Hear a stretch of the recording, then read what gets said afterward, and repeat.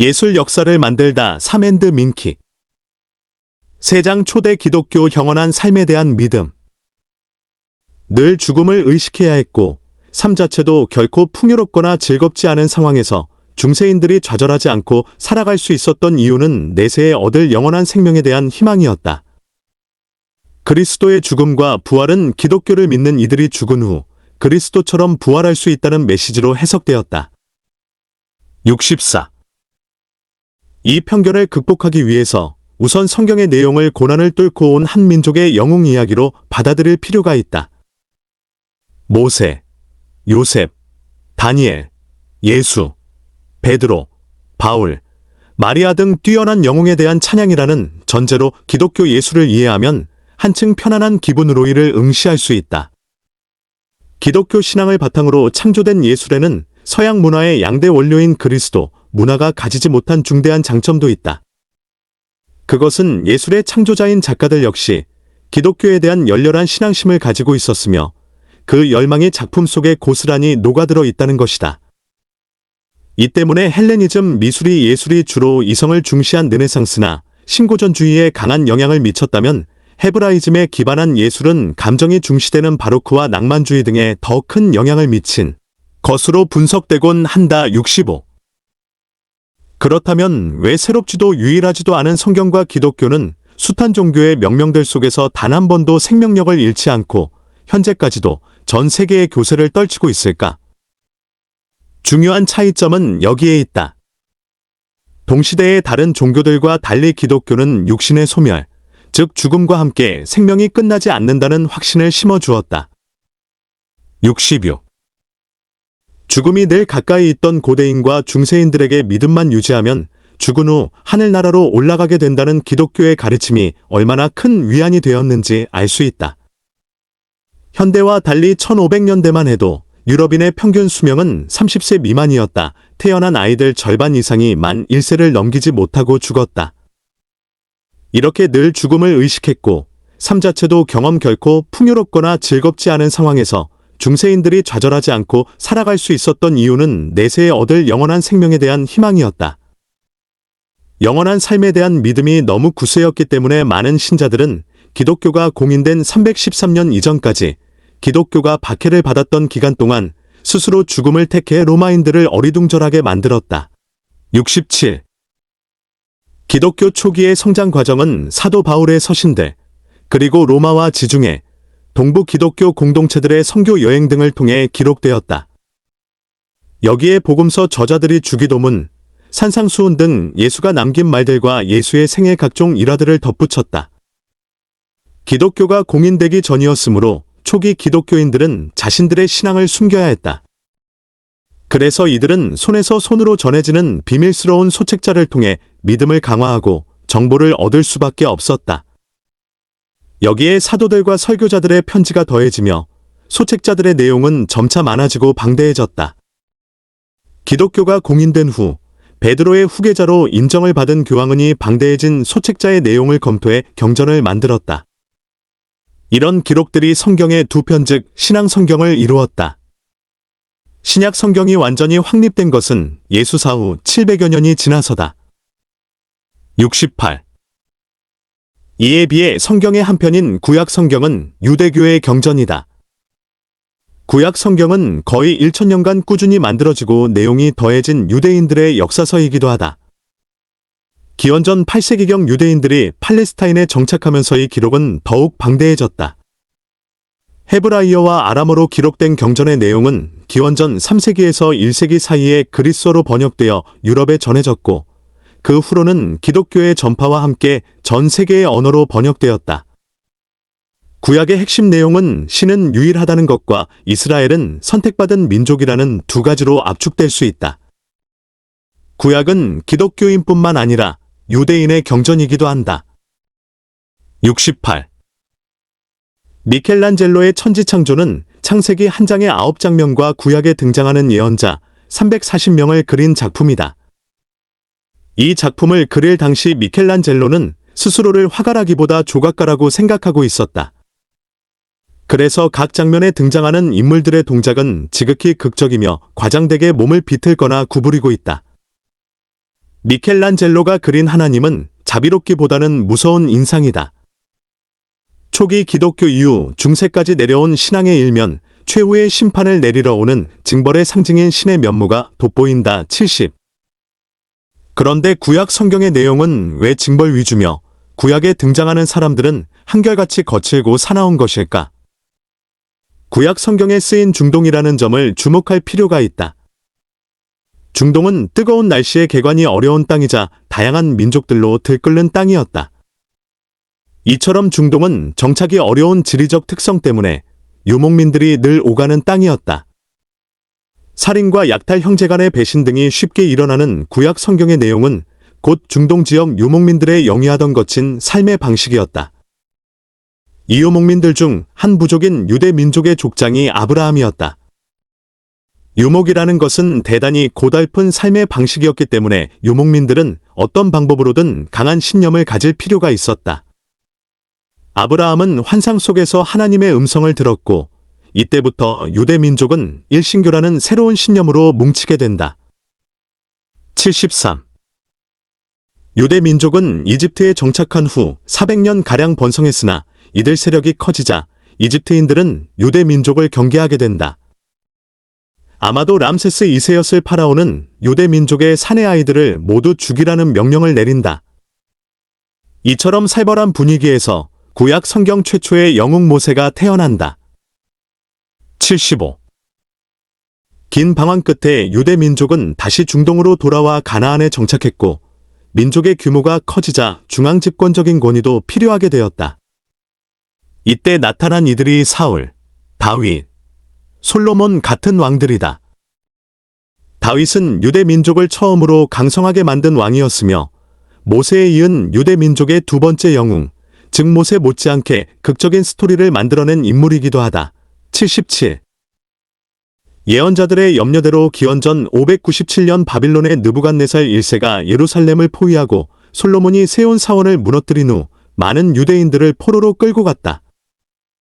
유대인들이 반세기 가까이 포로로 잡혀 있었으나 기원전 539년 페르시아가 바빌론을 정복한 덕분에 예루살렘으로 돌아올 수 있었다.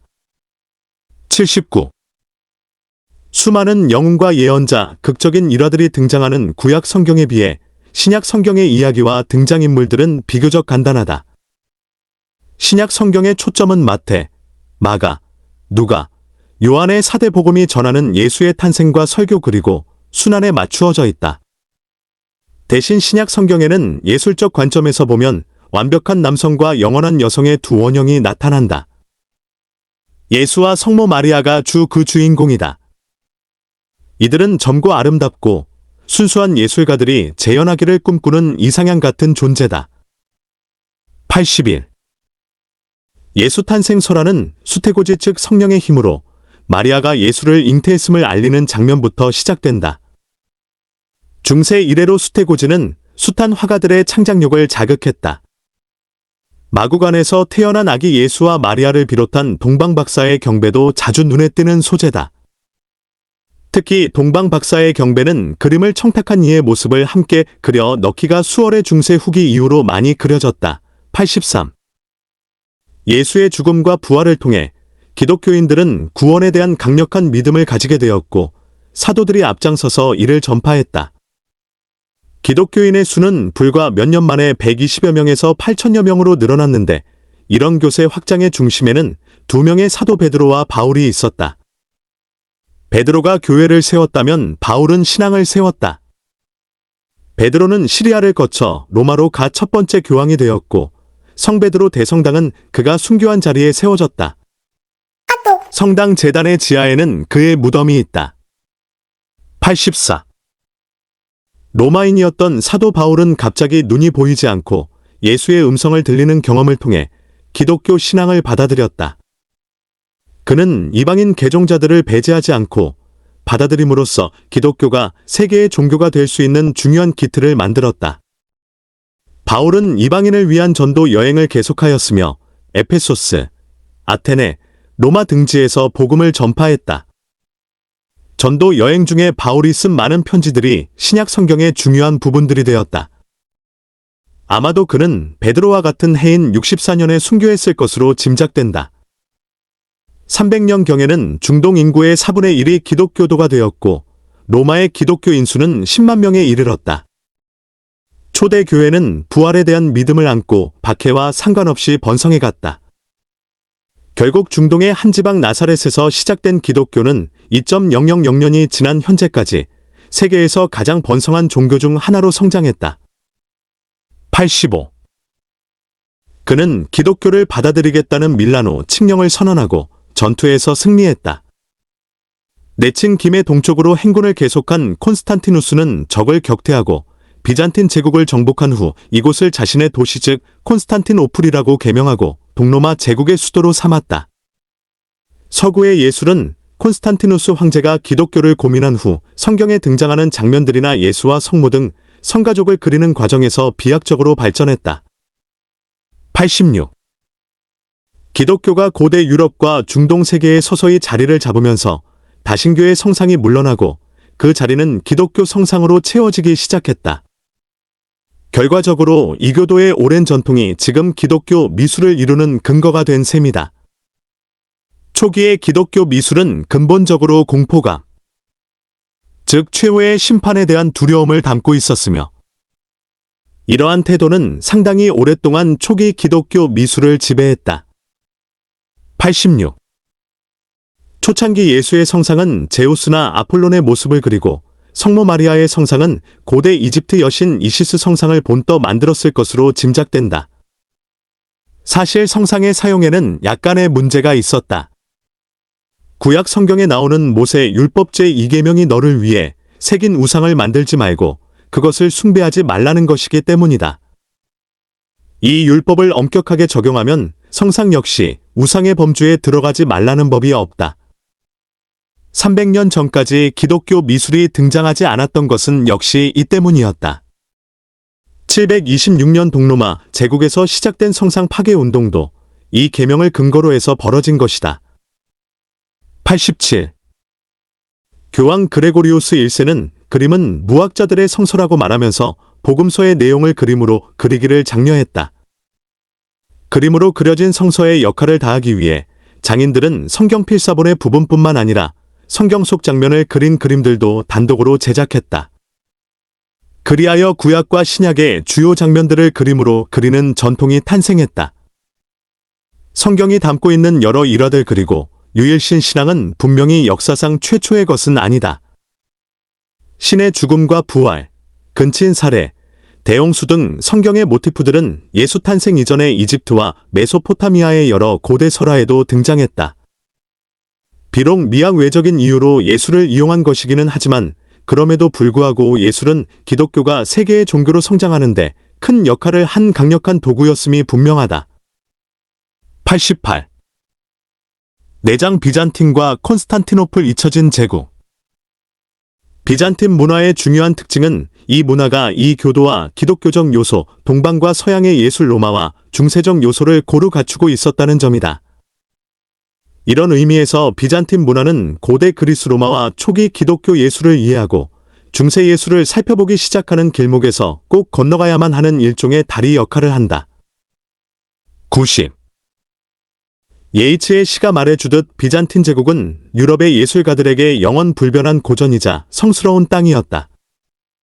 동시에 비잔틴 제국은 지리적 문화적으로 결코 서유럽과 동일하지 않았다. 로마 문명의 후예인 유럽인들에게도 비잔틴은 미지의 세계였던 것이다. 그리고 유럽의 지성이 거의 잠들어 있던 중세 천년의 시간 동안 비잔틴 제국은 화려한 문명을 이루었다. 유럽인들이 비잔틴을 보는 시각에는 먼 나라라는 낯섦과 함께 비잔틴 문명에 대한 동경과 시기가 한데 얽혀 있었다. 93. 비잔틴이 우리에게 생소한 단어라는 사실은 확실하다. 역사책에서 비잔틴 제국에 대한 이야기가 비중 있게 다루어진 경우는 드물다. 비잔틴 또는 그리스 정교와 같은 단어들은 우리 역사 지식에서 기묘한 공백으로 남아있다. 역사책에 나오는 비잔틴 제국에 대한 확실한 언급은 476년 서로마 제국의 멸망과 1453년의 동로마 제국의 멸망에 대한 서술이다. 이 두 로마 제국 멸망 사이에는 정확하게 1000년이라는 시간이 존재한다. 잘 알려진 것처럼이 1000년간의 시간을 우리는 중세라고 부른다. 그렇다면 서유럽을 어둠으로 채운 1000년 동안 멸망하지 않은 동로마 제국은 무엇을 했으며 어떤 문명을 구가하고 어느 지역을 정복했을까? 94. 제국의 수도 콘스탄티노플은 9세기부터 11세기까지 서구에서 가장 부유한 도시였으며 50만 명 이상의 인구가 거주할 정도로 큰 도시였다. 같은 시기에 유럽에는 인구 10만 명을 넘는 도시도 드물었다. 비잔틴 문화의 중요한 특징은 이 문화가 이교도와 기독교적 요소, 동방과 서방의 예술 로마와 중세적 요소를 고루 갖추고 있었다는 점이다. 이런 의미에서 비잔틴 문화는 고대 그리스 로마와 초기 기독교 예술을 이해하고 중세 예술을 살펴보기 시작하는 길목에서 꼭 건너야만 하는 일종의 다리 역할을 한다. 94. 콘스탄티누스 황제는 정복 전쟁의 와중에 로마의 속적 페르시아를 막을 거점이 필요함을 느끼고 기원전 7세기 그리스인들이 보스포루스 해협의 끝에 세운 식민지툰에 눈독을 들였다.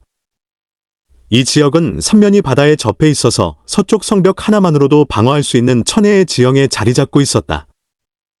콘스탄티누스는 서방과 아시아를 잇는 이 해상무역의 거점에 성벽을 쌓아 도시 형태를 만든 후 자신의 이름을 딴 콘스탄티노플로 도시의 이름을 바꾸었다.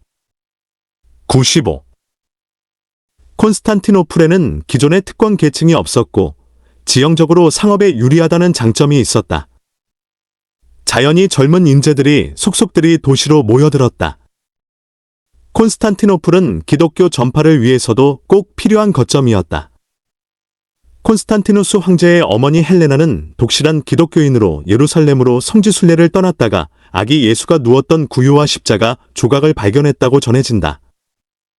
콘스탄티누스 황제는 이를 기념하기 위해 예루살렘 골고다 언덕 위에 성묘교회를 세웠다. 이 교회로 성지순례를 떠나기 위해서라도 콘스탄티노플은 반드시 필요한 중간 지점이었다. 위대한 황제와 그의 어머니 헬레나에 대한 숭배는 점차 동방 기독교의 전형으로 자리 잡았다. 96. 서로마 제국의 멸망 후에 이탈리아의 지배권은 게르만족 용병 대장인 오도 아케르가 차지했다. 로마 문화를 계속 지키고 싶었던 서로마 제국의 잔존 세력들은 이탈리아 반도를 떠나 콘스탄티노플로 몰려들었다. 콘스탄티노플은 또 하나의 로마 제국인 동로마 제국의 수도였으니 당연한 결과였다. 이제 제국의 유일한 수도가 된 콘스탄티노플의 황제들은 저마다 교회와 수도원을 짓고 황궁을 확장하며 자신의 세력을 과시하고 싶어 했다. 97. 여기서 중요한 것은 서로마 제국 그리고 그 후 유럽 각국의 군주들은 늘 교황과 경쟁 관계이거나 아니면 교황 밑에 있었던 것에 비해 동로마 제국에서는 황제가 교회 위에 있었다는 점이다. 비잔틴 제국은 종교 합일주의, 즉 정치와 종교가 모두 한 명의 군주에게 집중되어 있는 형태였다. 동서양의 가교 역할을 하며 양쪽으로 숱한 침략군을 물리쳐야 하는 독특한 지리적 형태 때문에라도 전제군주가 종교와 정치 양쪽을 모두 지배하는 형태는 필수적이었다. 97. 서방 세계는 늘 콘스탄티노플에 세 가지 보물을 부탁했다. 그것은 그리스의 불황제의 보물, 그리고 황제의 적통을 의미하는 비잔틴 궁전의 자줏빛방에서 태어난 황녀였다. 이후로도 콘스탄티노플은 불가르족 러시아 등 동유럽 세력의 침략을 받았으나 이 역시 성공적으로 막아냈다. 그러나 뜻밖에도 1204년 콘스탄티노플은 제4차 십자군에 의해 함락되었다.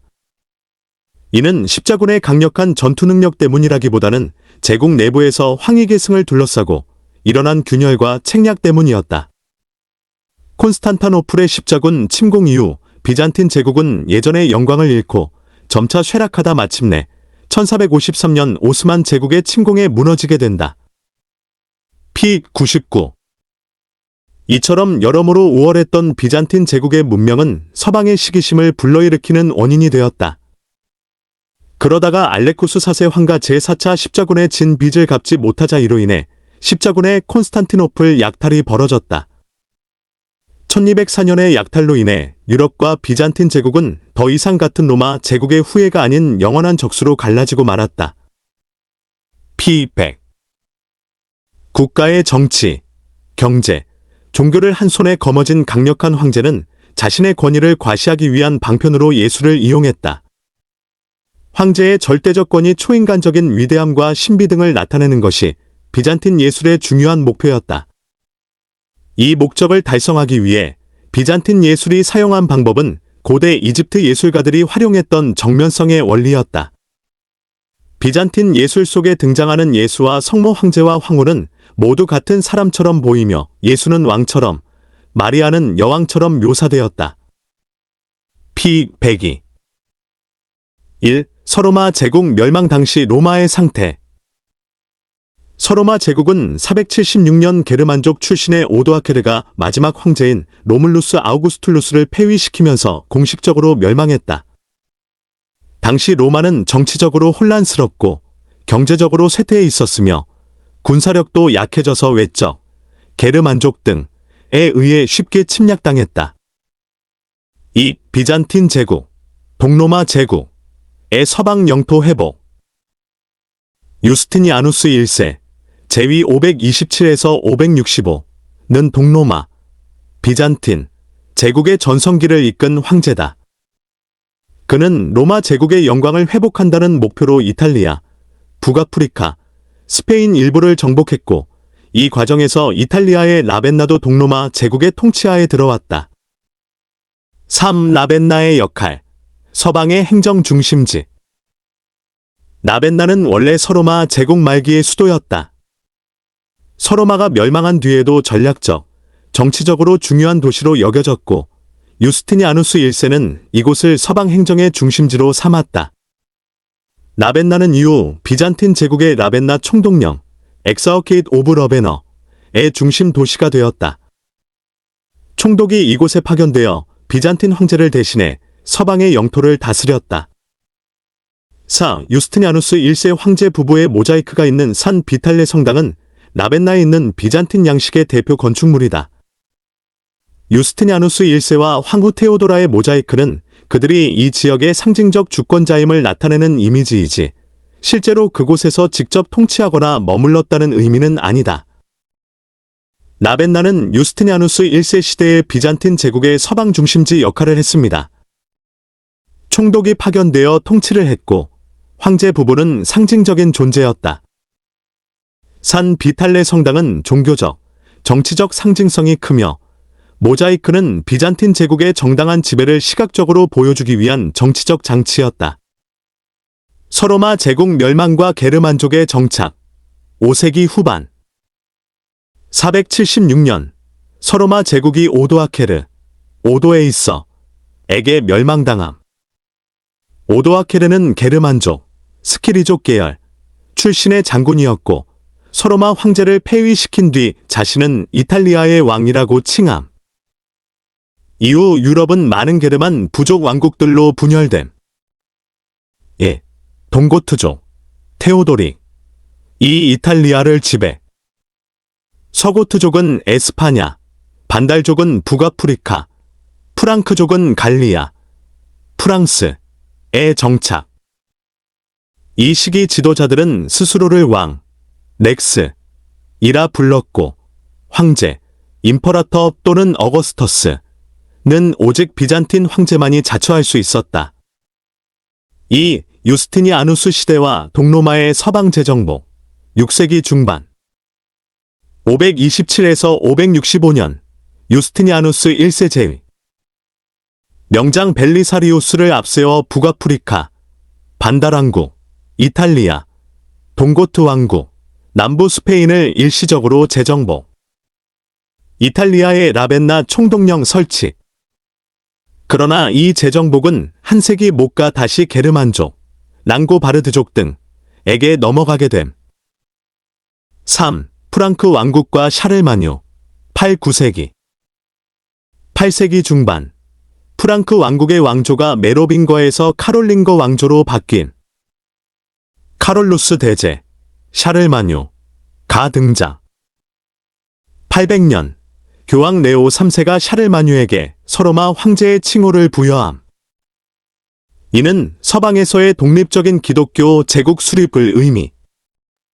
동시에 비잔틴 제국과는 별개로 새로운 로마 제국, 후일 신성로마 제국의 시작점.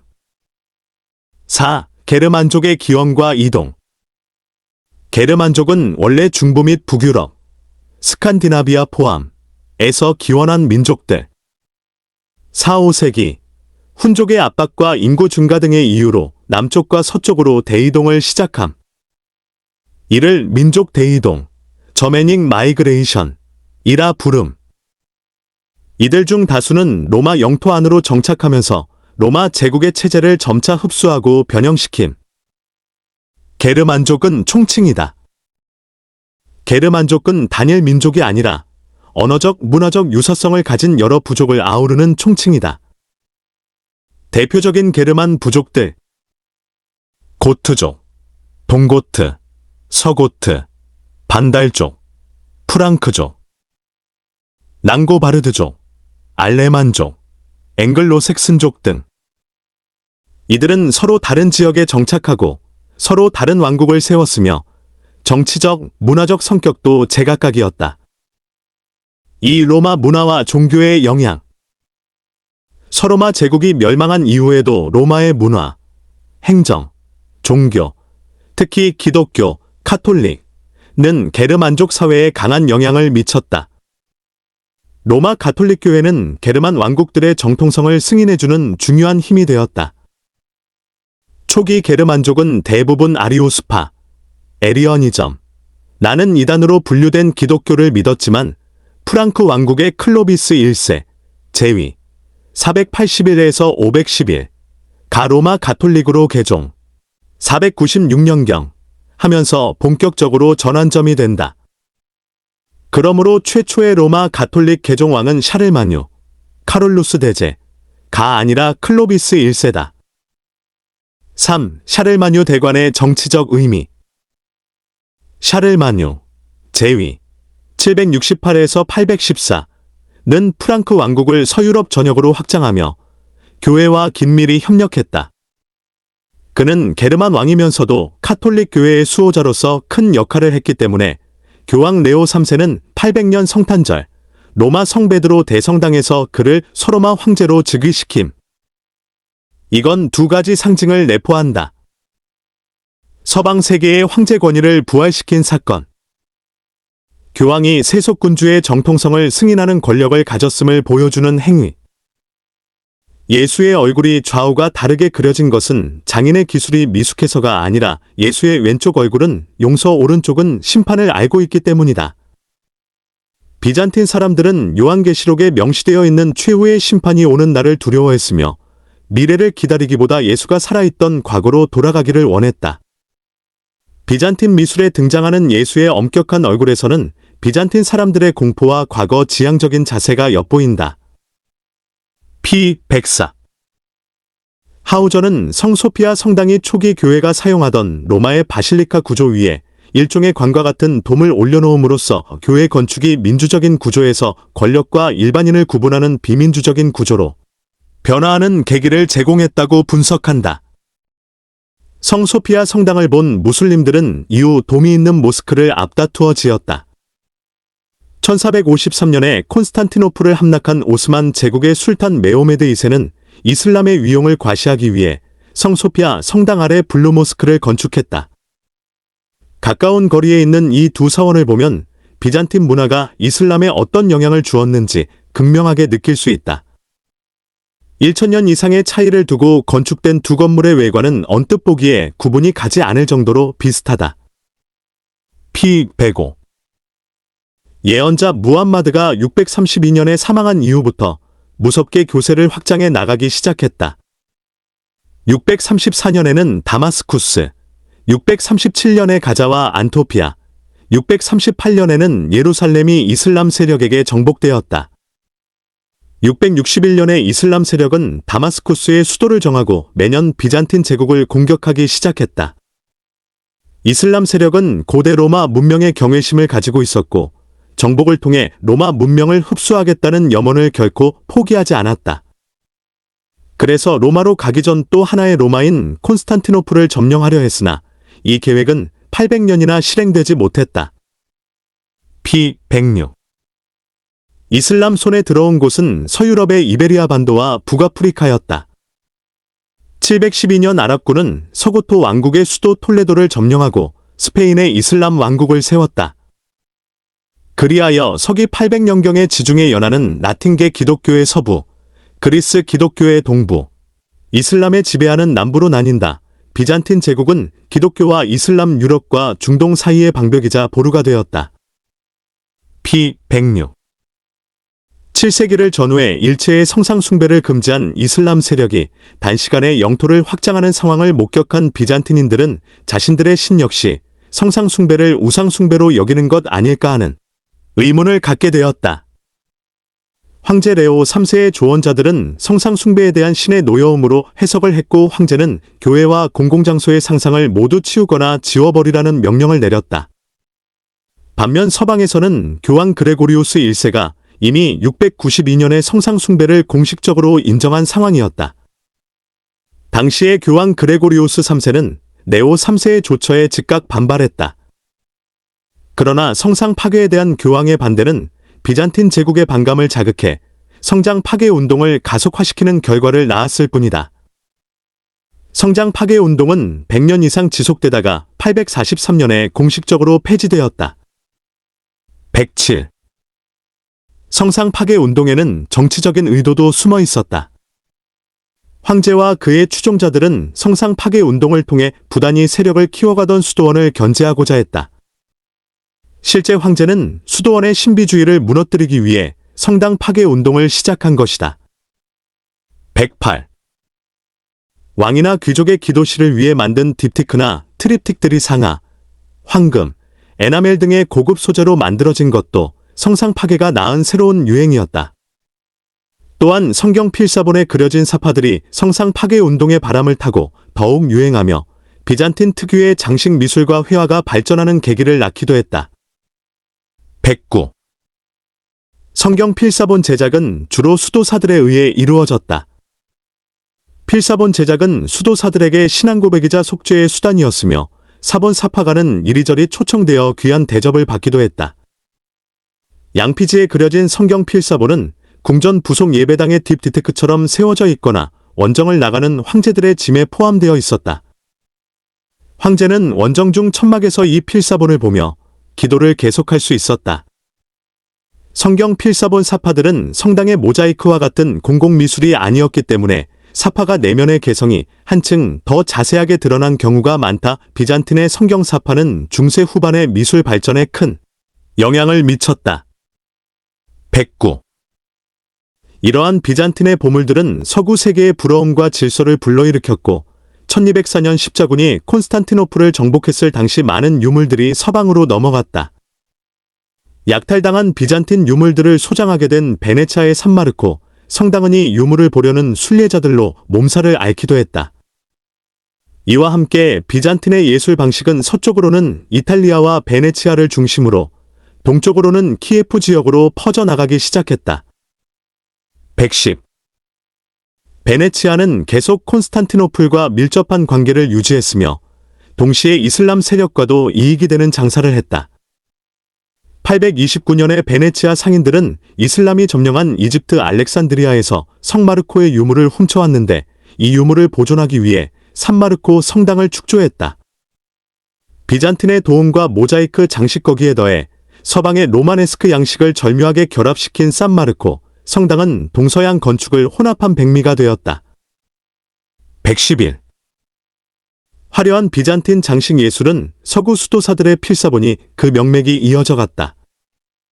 비잔틴 제국이 건설한 문화와 예술의 잔재들은 제국의 멸망과 함께 이탈리아의 피렌체와 베네치아로 흘러갔고 이 두 도시는 르네상스의 교두보가 되었다.